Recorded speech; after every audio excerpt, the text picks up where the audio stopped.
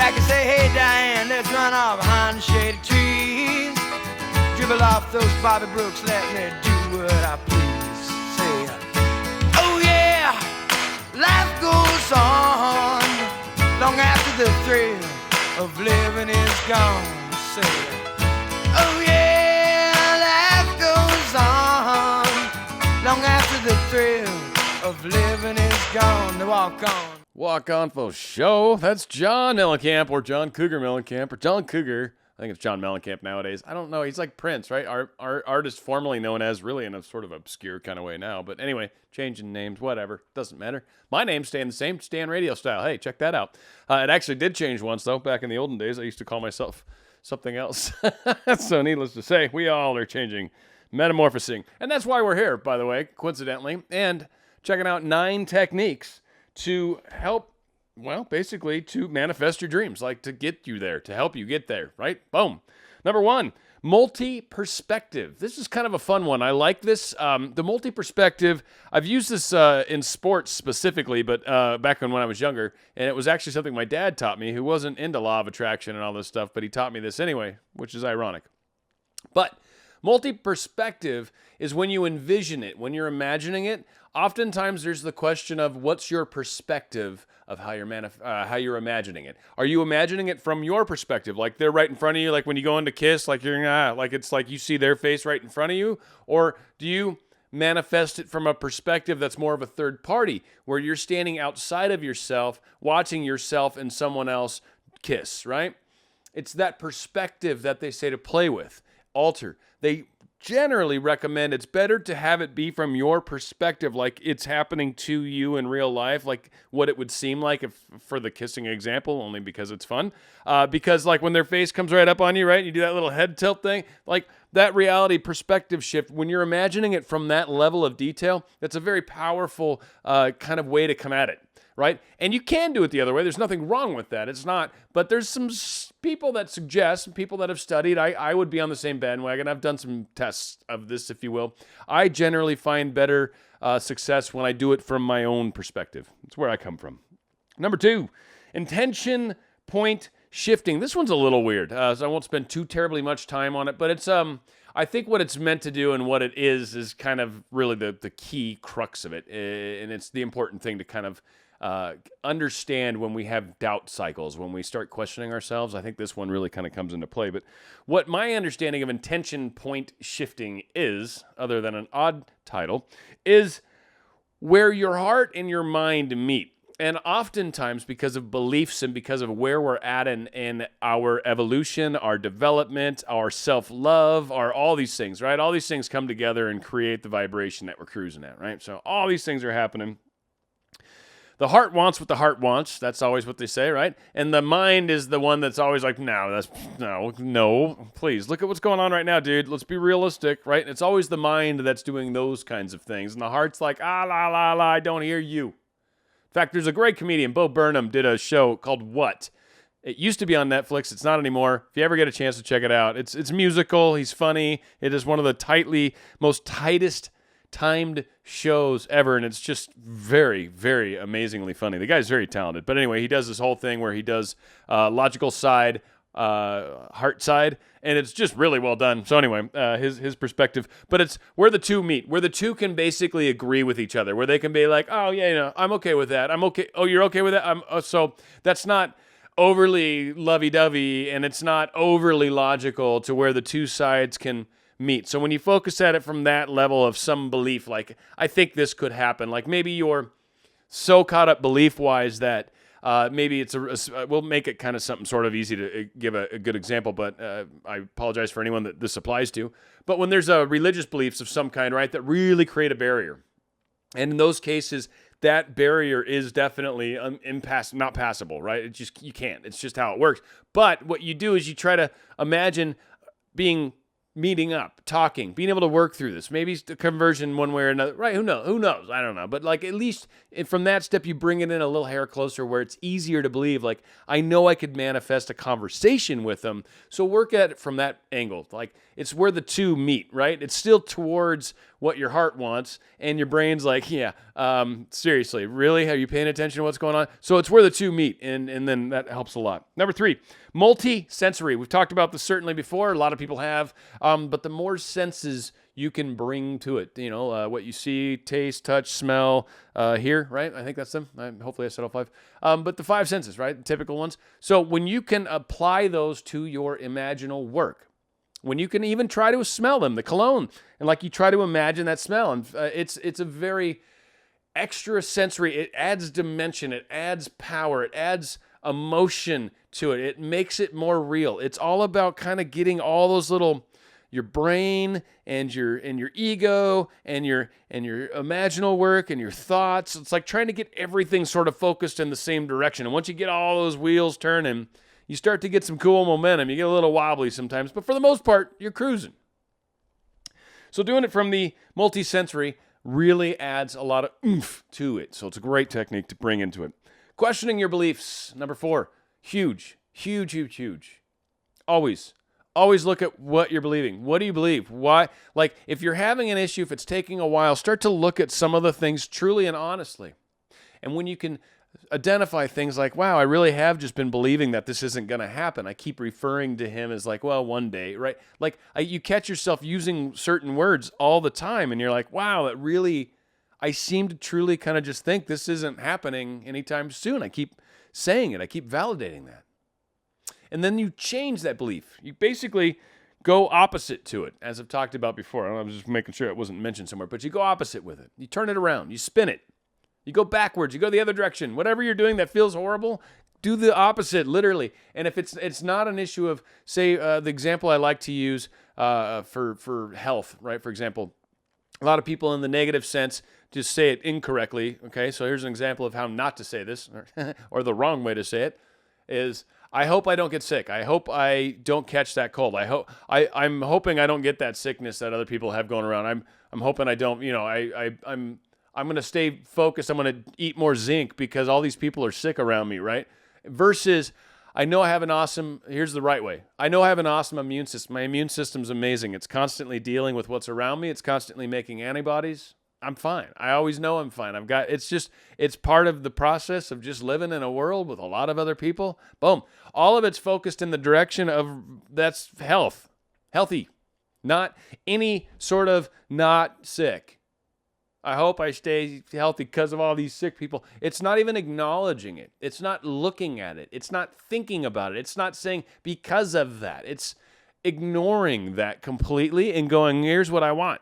So that's a big, big help. When you have beliefs that sometimes limit that will cause some big problems. So it's a good technique to kind of look at that. Write them down sometimes, even if you have to. Sometimes just write yourself a note and just see what comes out. There's a lot of little ways to just get your subconscious to start spewing out information, and you'll be surprised what sort of yummies come out. Connect with an object. This is a good one, too. Maybe it's a special something they gave you. If it's a person, right? Maybe a handkerchief or something crazy like that you still have. Hopefully you've washed it. But whatever, right? Or maybe something else. I remember something I had that was a little different. It was, anyway. It was. So that being said, that was good. I've also got bought some silver coins, right? That were they're silver too, but on top of that, they're really cool and they kind of represent money also. And on top of that, honestly, the watch, that was a big thing for me. Just buying that was probably one of the nicest things I've ever bought myself. And that being said, it's when you can do things like that kind of represent, every time I put it on, it just reminds me of that feeling. So it's connecting with some sort of physical object sometimes gets you thinking more in that same genre of feeling, right? More in my case, like wealth, for example, right? That kind of stuff will help, when I put the watch on. Like I said, it feels more like that. When I see the silver coins, it's like, yeah, that's, it's good stuff. It's there and I don't need it, and it's beautiful and it's worth something, and it's nice. So that helps. Dream boarding's a good one. A lot of you maybe have heard of this, but that's when you get kind of a board, put it in some place visible in your life, and start putting pictures. Say you're trying to manifest love into your life. Well, you start putting pictures maybe of couples and relationships, maybe where you want to get married, where you want to go on your honeymoon. You start planning these things. If it's someone specific, maybe you start getting some pictures, maybe places you want to hook up, maybe different scenarios that you want to see play out, whatever, however it works for you. You put those things kind of together. If it's maybe, like I said, wealth, you can put stuff that represents wealth, maybe a larger place, maybe like I had a picture of a Rolex for a while, right? Like it's still in my mind, but the Rolex is, I'm kind of going at it slightly differently right now. Rolex is not so much the focus. It'd be nice to have one, but there's other. I'd rather reach wealth in different ways than just having to go and buy a watch like that at the moment. That's coming because I love this one. Anyway. But again, so we're gonna put some sort of dream board over here, and maybe it's going to have pictures of stuff, watches, cars, boats, whatever your thing is that you're really into. And again, whatever you want. If you're into money and that's what you want to do and make more money, then do that. It's fine. There's no judgment here. I don't really care. It's really all law of attraction. Do I think there's more to life than money? Yes. I say that just openly because from more of a spiritual standpoint, I think it's good to be balanced. And I think for all of us, it should be good to remember that. But from the standpoint of whatever you're trying to manifest, I'll give you the pointers to the best of my ability. So there you go. Dream boarding, getting pictures up there, and you see it all the time, and you're planning it out, and you're thinking about it again. It's all imaginal work. All get you thinking about it, get you feeling about it. All this stuff, same trickery going on here, I'm telling you. Turning negatives into positives. That's the thing I was talking about. I swore I thought it was on there. Turning things around. Turn that frown upside down, right? Those kinds of things. When you're going through that hard time, when you're going down a thought path that sucks, and you catch yourself, and you're like, this feels horrible. Why does it feel horrible? Oh, yeah, because I'm thinking negative things. I'm thinking horrible things. Stop. Opposite, think of something else. What would I like to experience? Not. What's the opposite? Now, again, you can use that to kind of slowly turn your attention, right? I think there was something, Esther Hicks, I don't know, 36 degrees or whatever the heck it is. I don't know. There's something. I don't follow it per se. It's good, though. It's got some great words on there if you need to help steer yourself from one level of feeling to another. And it's certainly very powerful. But ultimately, that's all you're trying to do. If you feel like crap, you try to think of something that feels a little bit better. Like, okay, he's not in my life. And you're like, well, you know what? We can probably eventually be together one day to, because I mean, like we texted the other day, like we're actually kind of talking, hey, you know what? That it actually seems like we've talked recently twice. I just looked back on my history, right? Like you start turning yourself away from we're not together.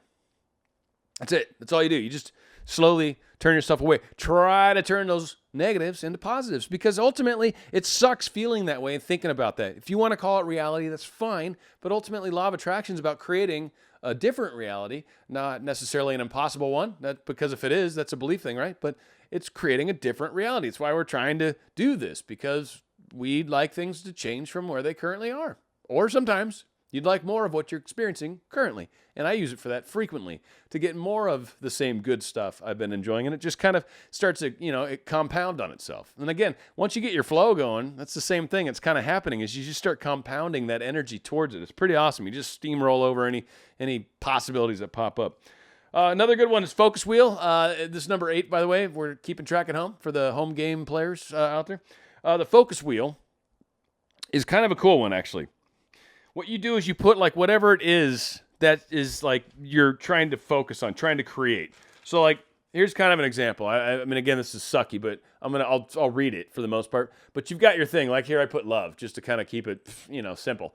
But love, and then around it, you put the way it makes you feel, like different beliefs you have around it. So like my examples, maybe not the best. Some of them are decent or whatever. But so you got love in the middle, relationships with mutual friends, hanging out like with other, like their friends and my friends and all of us hanging out. I just love that. It's like a really cool experience, 4th of July, for an example, right? Or here in the States anyways. I enjoy walks in nature with special people. So like that person that you can go out and bond with in nature, right? Like do those little walks, maybe go to the beach, this pool, if that's, your thing. Learning someone backwards and forwards, being able to learn someone. For me, anyway, I really enjoy that part of a relationship. That's what I like about the longevity for me is the just getting to know someone like so well. It's like really, really cool. Like you kind of know where they are and what they're thinking, and you can feel them when they're not with you. It's fabulous. Support when the two of us have each other's back, like just knowing you've got someone that's there, like someone you can lean on or cry with, if whatever you need, right? Like the one place where you can be weak. It's kind of cool. Build a family with love, right? Building that whole thing going on, right? That whole family, and you're going to use the love and the fact that I love this person. We're going to have a family together. Joy of us, or joy of adventures we will have, like the thoughts, the happinesses of us being together and vacations, like that whole belief. And then lastly, someone who will help me push to be the best that I can be.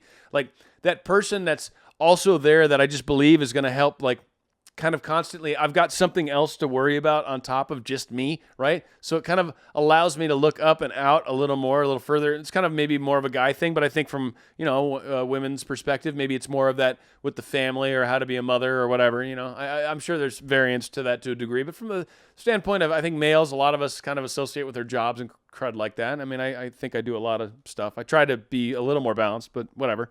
I have my flaws as well. But anyway, so that's kind of an example of what a focus wheel is called. And I think they're really useful because, again, anything that gets you focused on thinking certain thoughts, trying to, like this, my whole thing was around love, for example, but it forced me for period of time to think about love and how love impacts me and how I feel and believe about love. And that experience was what was powerful about it. That was where a majority of the exercise is. That's what a majority of it's for. That's the asking, right? And a lot of us just say, let go at that point. It's kind of like, yeah, now put it up on the wall. You're pretty much done. You've done the work creating the wheel if you put real intention into it. So it's pretty rad that way.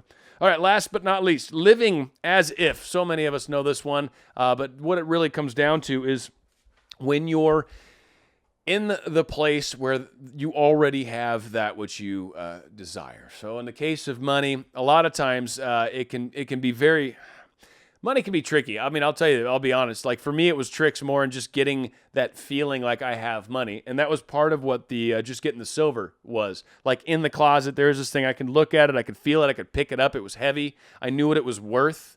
Like here's a chunk of money right here that I could reasonably easy turn into cash if I need it. But whatever the case is, it's wealth. And then like knowing that I've got some money in the bank, because I've talked about before, trying to get a little extra money into your bank account, for example. And once you've got some money in savings, you start to feel like you have money because you do. Right? Or maybe I've talked about it too, where you have like a jar maybe on the counter, depending on where you're at in your financial schemes. Right? Maybe it's easy to put $1,000 or $2,000 away every paycheck. Maybe it's easy to put $10 away every paycheck. Whatever you're at in the scheme. If you're at the $10 scheme, jars are fun, coffee cans are fun, whatever. You can have that jar and you just put that $10 bill in there after you get paid, or if you get paid cash as a waitress, right? Maybe put $5, tip yourself out, and that jar just keeps shoving it in there every night or every whatever. And you will be surprised at eventually you've got a jar full of cash. And now you're feeling wealthy because every time you see that money, you feel that you're wealthy. Now, maybe you're still looking to try to buy a house or whatever, but that gets that feeling going. So if that's kind of an example of how you can trick yourself into feeling like you're wealthy when you're not necessarily wealthy yet, because I know the mind's going to say that, right? But if you can feel like you are, if you can act as if you are, then you are in a lot better place. And it's like when you go to the store and you're like, ooh, I could buy that brand. And you're like, nah, I don't need to. I've got money. I know I can. And you're like, nah, I don't need it. That's cool. I'm cool getting the other thing today. Or every once in a while you do. You just buy it and you probably still don't actually need to touch your cash, even though that's what you're thinking you might have to use because you bought the scallops instead of the shrimp or whatever, right? And you spent a few extra bucks. But you know what? You could afford it. It worked out. So again, you start thinking that way, things start happening. Maybe if you're a waitress, you're getting tipped more, whatever. And love's kind of the same thing, right? Like it's putting yourself into that place where you're imagining. Sometimes it's putting that extra place setting out, making room in the closet. Sometimes it's just maybe having something of theirs hanging up, or maybe you've got an extra pillow now on your bed. I don't know. Like there's a number of things, like whatever you're imagining your real life scenario is. Like what's if you had your thing right now, like literally, like I guess here's the question I would ask you, especially for love. Like if you had your person right now, then I want you to go out 1 month and then tell me like, where are you at? Like imagine that, like where are you at right then? And then is there any of that stuff that you can maybe start getting in your life? Like wherever you are, like is it a new place or you moved in together somewhere? Is that what part of this is? All right, we'll start shopping for a new place to live, right? Start looking around, start doing some research. Or is it going to be like, babies? Well, start picking out playpens and start looking at stuff, start figuring it out, start doing all that planning and, all that stuff that can happen to help build that, right? So start acting as if it's already there. Like you're already a month, you're already 6 months into the relationship. Act as if. What would you be doing differently right now that you want to do then? But what would you be doing right now? Like if you had it right now, what would you do differently? Try to do some of that right now and be amazed at how it works out. Hopefully this makes sense. That was long, but I was afraid. You never know with me, right? I'm going out with a great song by one of my favorite dudes out there, man. This guy rocks. His name's Neil Diamond. You guys probably heard of him. The song's called Forever in Blue Jean. Of course, it's right here on Dan Radio Style. Forever in blue jeans. Baby, tonight, by the fire, all alone, you and I. Nothing around but the sound of my heart and your sigh.